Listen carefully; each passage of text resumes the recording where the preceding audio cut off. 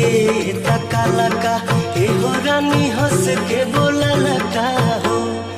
एहो रानी हंस के बोला